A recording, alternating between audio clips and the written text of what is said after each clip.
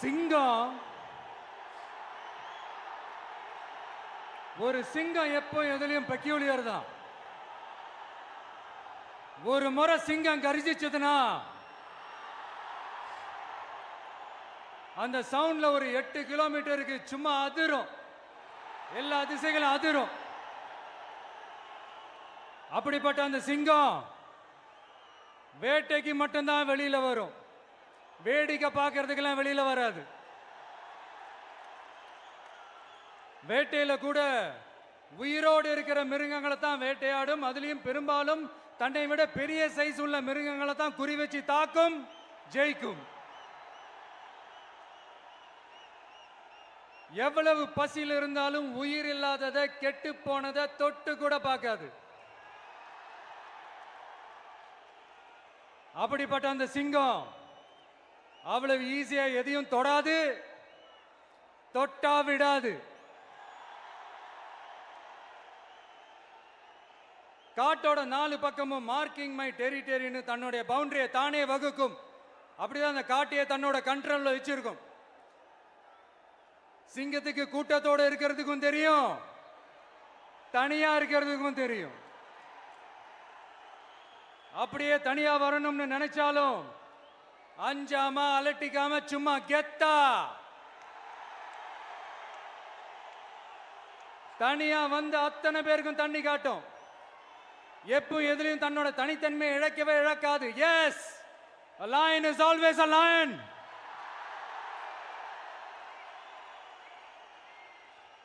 There are so many jackals and other animals in the forest, but there will be only one lion. And even if it is single, it will be the king of jungle. It is not only a description but also a clear declaration. சிங்கத்தை பத்தி பேசிட்டு நம்ம சிங்க குட்டிகளையும் சிங்க பெண்களையும் பத்தி நம்ம பேசாம இருக்க முடியுமா? அவங்கள எப்படி நான் மறப்பேன்? அவங்க தான் என்னுடைய உயிராச்சே. என் நெஞ்சில் குடியிருக்கும்.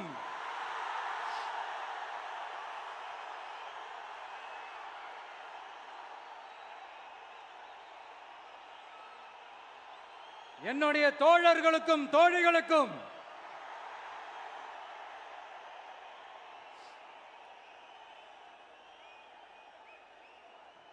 நேர்ல வர முடியாத சூழல்ல வீட்டில் இருந்துகிட்டே நம்மளோட இந்த மாநாட்டில் நேரலை வாயிலாக கலந்துகிட்டு இருக்கிற என்னுடைய அம்மாக்கள், அக்கா தங்கைகள், அண்ணன் தம்பிகள், நண்பர்கள் அனைவருக்கும் என்னோட உயிர் வணக்கம்.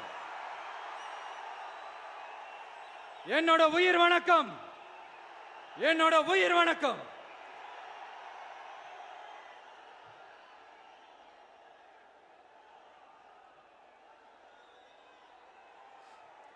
வீரம் விளையும் மாமதுரை மண்ணை வணங்குகிறேன்.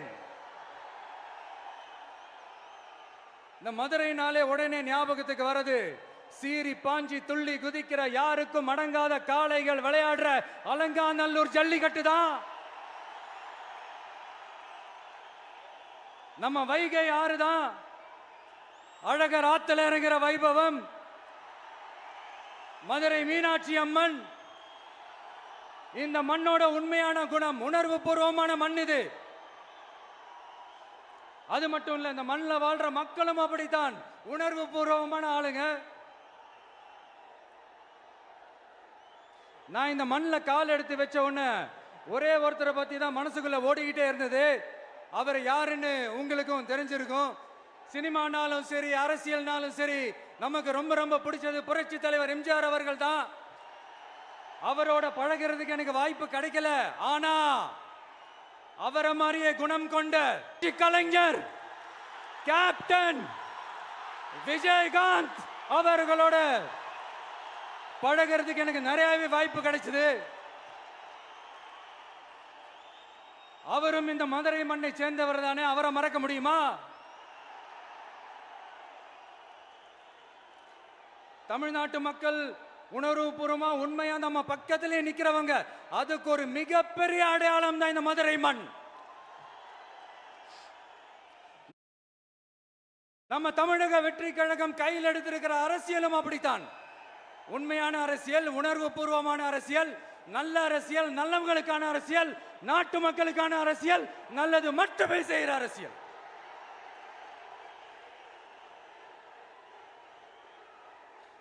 இதோ நம்மளுடைய இந்த இரண்டாவது மாநில மாநாடு வாகை சூடும் வரலாறு திரும்புகிறது.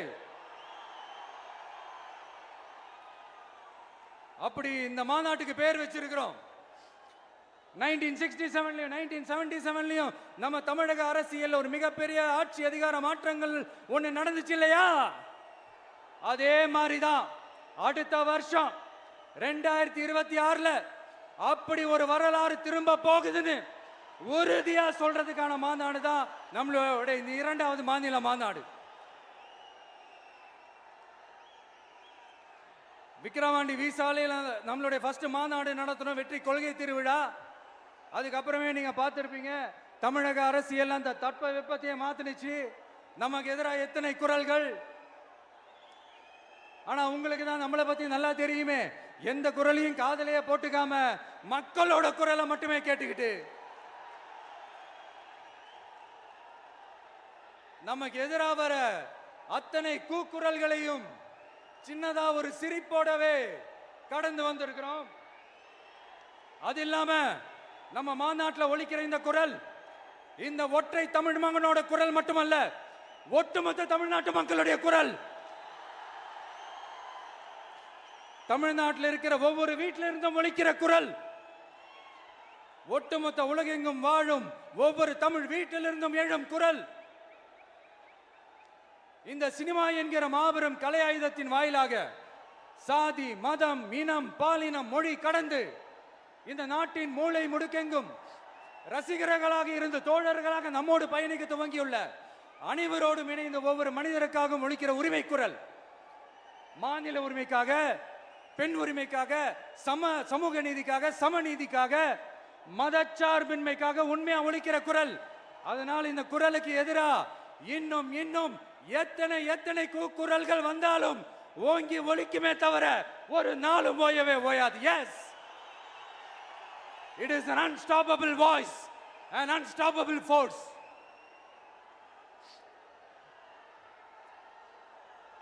நம்ம அரசியலுக்கு வர்றதுக்கு முன்னாடி அட இவரெல்லாம் வர மாட்டாரியா, அவரே வரல, இவரே வரல, இவருங்க வர போறாரு அப்படின்ட்டு நிறைய பேர் ஜோசியம் சொன்னாங்க.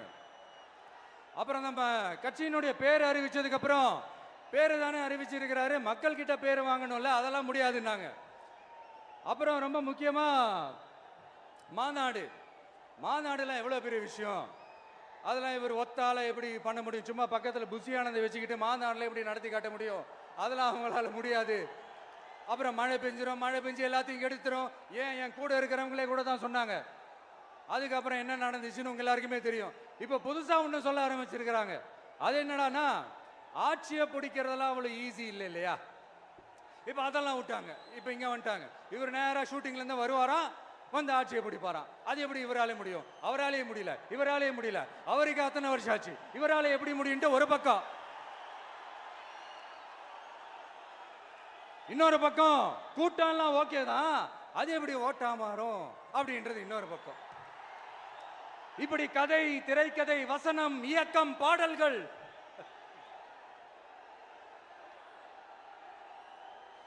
அதனால இந்த அரசியல் ஆய்வாளர்களுக்கு நான் சொல்றதெல்லாம் ஒன்னேதான், நல்லா கேட்டுக்கங்க. இந்த விஜய் ஏதோ இந்த பல லட்சம் பேர் கூடுற கூட்டத்தில் மட்டுமே இருக்கிறாரு அப்படின்னு மட்டும் தப்பு கணக்கு போட்டாதீங்க. ஏன்னா நம்மளுடைய இந்த கூட்டம் வெறும் ஓட்டா மட்டும் இல்லைங்க, வரப்போற தேர்தலில் மக்கள் விரோத ஆட்சியாளர்களுக்கு நாம வைக்க போற வேட்டா, நம்மளை கோட்டைக்கு அனுப்ப போற ரூட்டா இருக்க போதுன்னு சீக்கிரமாவே தெரிஞ்சுப்பீங்க. ஏன்னா கோடிக்கணக்கானவங்களோட ஹார்ட்லயும் வீட்லயும் ஏற்கனவே ஆல்ரெடி உயிரா, உணர்வா, உறவா இருக்கிறோம். நம்மளுடைய கனெக்ட் எல்லாம் வெறும் மக்களோட மட்டும்தான். நாம யாருன்னு அவங்களுக்கு தெரியும், அவங்க யாருன்னு நமக்கு தெரியும். நாமளும் நம்ம மக்களும் எப்படி இருக்கிறோம்னு எதிரிகளுக்கு நல்லாவே தெரியும். இருந்தாலும் இந்த விஜய் எதுக்குப்பா வந்திருக்கிறாரு, இவர் என்ன புதுசா என்ன திட்டம்லாம் சொல்லிட்டாரு அப்படின்னு வேற நிறைய கேள்விகள். இந்த சொல்றேன் தெரிஞ்சுக்கங்க. பெண் குழந்தைகள், பெண்கள் மற்றும் வயசானவங்களோட பாதுகாப்புல தான் நம்ம பிரையாரிட்டியே.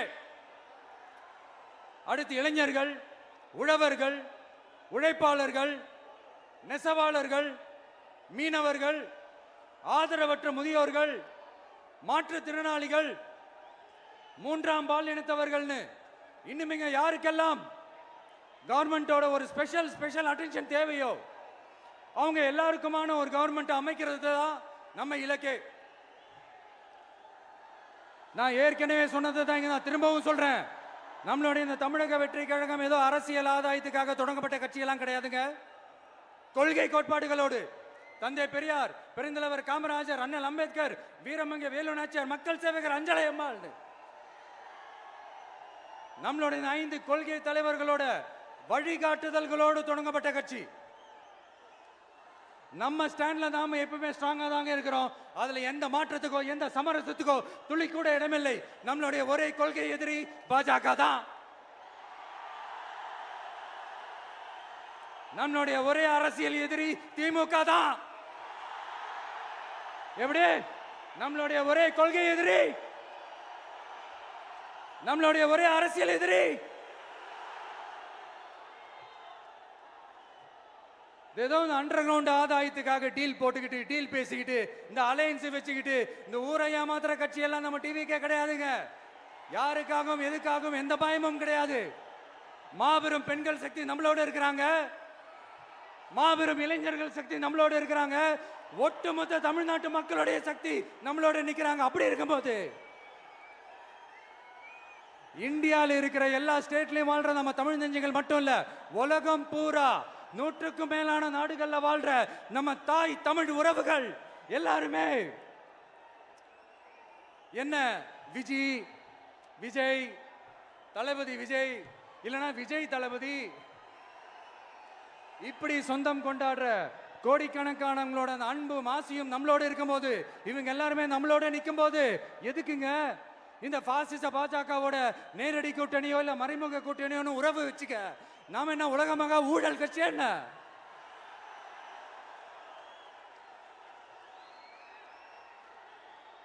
நம்மளை பத்தி சின்னதா ஒரு உண்மை ஒண்ணு சொல்லலாமா? என்னடா இவர் வாயால இப்படி சொல்றாருன்ட்டு யாரும் தவறா நினைச்சுக்க வேணாம். ஏன்னா இது ஒரு விதத்துல ஒரு ஃபேக்டும் கூட. அதனாலதான் நான் சொல்லணும்னு ஆசைப்படுறேன். நம்ம யார் தெரியும்ல? நாம எல்லாருமே சொல்றேன். நாம யார் தெரியும்ல? இந்தியாவின் மாபெரும் மக்கள் சக்தி கொண்ட ஒரு மகத்தான வெகுஜன மக்கள் படை.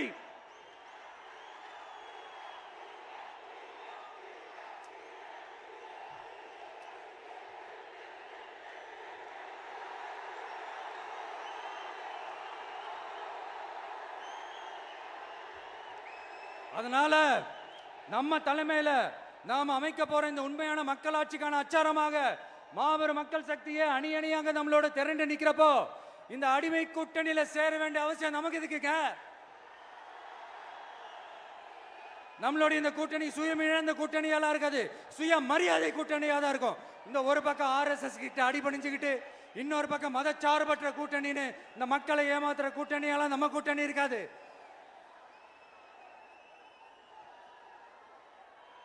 நான் இப்பவும் சொல்றேன், நம்மளை நம்பி வர்றவங்களுக்கு ஆட்சியிலும் அதிகாரத்திலும் உறுதியாக பங்களிப்பு செய்யப்படும். உடனே இந்த கேள்விகள்லாம் வரும். அப்ப யாரு கூட்டணி, யாரு வரா, யாரு போறா, இந்த கேள்விகள்லாம் வரும். இந்த கேள்விகளுக்கெல்லாம் ஒரே ஒரு பதில் தான், சஸ்பென்ஸ்ல சஞ்சாரம் செய்யுங்க.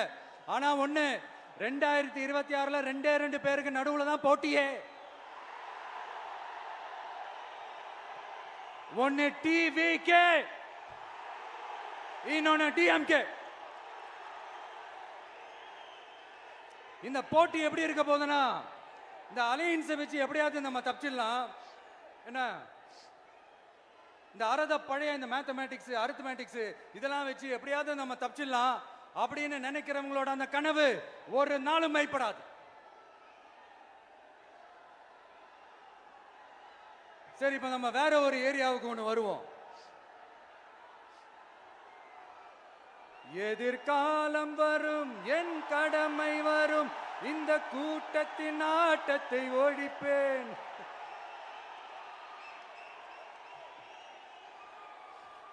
மக்கள் அரசியல் என்ற அந்த சவுக்க கையில் எடுக்கலாமா? யாருக்கு எதிரான தானே கேட்குறீங்க? வேற யாரு? மறைமுக உறவுக்காரர்களான பாசிச பாஜகவும் பாய்சன் திமுகவும் தான். மாண்புமிகு பிரதமர் நரேந்திர மோடிஜி அவர்களே, 3வது முறையா ஒன்றியத்தோட ஆட்சி அதிகாரத்தை நீங்க தானே கையில் வச்சிருக்கிறீங்க. இல்ல நாங்க தெரியாம தான் கேட்கிறோம். நீங்க ஆட்சிக்கு வந்தது ஒட்டுமொத்த மக்களுக்கும் நல்லது செய்யவா, இல்ல நம்மளுடைய இந்த இஸ்லாமிய நண்பர்களுக்கும் இஸ்லாமிய தோழர்களுக்கும் எதிராக சதி செய்யவா? மக்களுக்கு உங்ககிட்ட கேட்கறதுக்குன்னு ஏராளமான கேள்விகள் இருக்குது. அதனால அவங்க சார்பா அவங்கள ஒருத்தனா அவங்களோட ஒரு உண்மையான ஒரு பிரதிநிதியா உங்ககிட்ட சில கேள்விகள் கேட்கணும். மிஸ்டர் பிரைம் மினிஸ்டர் அவர்களே, நம்ம தமிழ்நாட்டு மீனவர்கள் கிட்டத்தட்ட ஒரு 800 பேருக்கு மேல இலங்கை கடற்படையால தாக்கி அழிக்கப்பட்டிருக்கிறாங்க. அதை கண்டிக்கிறதுக்காக உங்களை பெருசா எதுவும் செய்ய சொல்லல, சின்னதா ஒண்ணு மட்டும் செஞ்சு கொடுங்க. இனிமேலாச்சும் எங்களுடைய மீனவர்கள் பாதுகாப்பா இருக்கிறதுக்காக இந்த கச்சத்தீவை இலங்கை கிட்ட இருந்து மீட்டு கொடுத்துருங்க, அது போதும். உங்களுடைய இந்த முரட்டு பிடிவாதத்தால நீங்க நடத்துற இந்த நீட்டு தேர்வு, அதனால இங்க என்னென்ன நடக்குதுன்னு சொல்றதுக்கே மனசு வலிக்குது. அதனால அந்த நீட்டு தேர்வு தேவையில்லைன்னு அறிவிச்சிருங்க, அது போதும். செய்வீர்களா திரு நரேந்திரபாய் தாமோதர் மோடிஜி அவர்களே? எங்களுக்கு என்னென்ன தேவையோ என்னென்ன நல்லதோ அதெல்லாம் செய்ய மாட்டேங்கிறீங்க.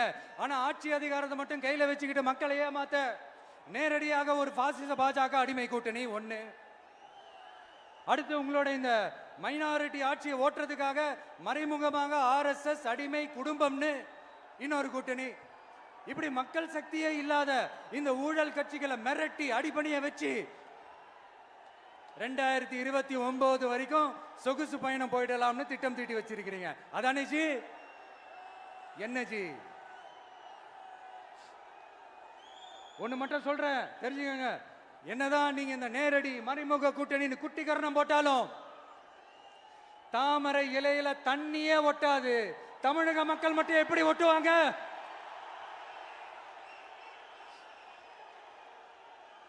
இங்க ஒரு MP சீட்டு கூட தரலன்றதுக்காக தமிழ்நாட்டுக்கும் தமிழ்நாட்டு மக்களுக்கும் எதுவுமே செய்யாம ஓரவஞ்சனை செய்யுது இந்த ஒன்றிய பாஜக அரசு. சங்கம் வச்சு தமிழ் வளர்த்த மண் இந்த மதுரை மண். அதனால இங்க அந்த கீழடியில கிடைச்ச ஆதாரங்களை எல்லாம் மறைச்சிட்டு எங்க நாகரிகத்தையும் எங்க வரலாறையும் அழிக்கிறதுக்காக உள்ளடி வேலை செய்யலாம்னு நினைக்கிறீங்க. தமிழ்நாட்டை தொட்ட என்ன நடக்கும் நீங்க பல உதாரணங்கள் இருக்குது. அதனால இதையெல்லாம் மறைச்சிட்டு எங்க மக்களை ஏமாத்திடலாம்னு மட்டும் நினைக்காதீங்க. மத நல்லிணக்கத்திற்கு பெயர் பெற்ற இந்த மதுரை மண்ணிலிருந்து சொல்றேன், உங்க எண்ணம் எல்லாம் ஒரு நாளும் ஈடேறாது.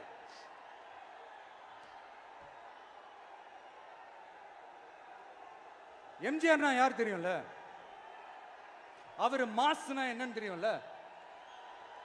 அவர் உயிரோடு இருக்கிற வரைக்கும் அந்த CM சீட்டை பத்தி ஒருத்தராலையும் நினைச்சு கூட பார்க்க முடியல, கனவு கூட காண முடியல. எப்படியாவது அந்த CM சீட்டை என்கிட்ட கொடுத்துருங்க, என் நண்பர் எம்ஜிஆர் திரும்ப வந்ததுக்கு அப்புறம் நான் திருப்பி கொடுத்துறேன்னு தன்னோட எதிரியை கூட மக்கள் கிட்ட கெஞ்ச வச்சவர் எம்ஜிஆர். எப்படி கெஞ்ச வச்சவர்? அதனால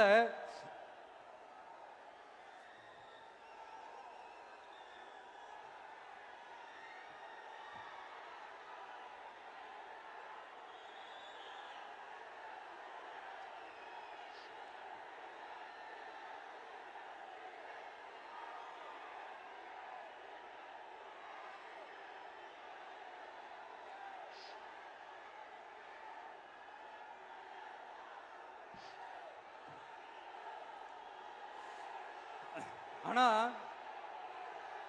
இப்போ அவர் ஆரம்பிச்ச அந்த கட்சியை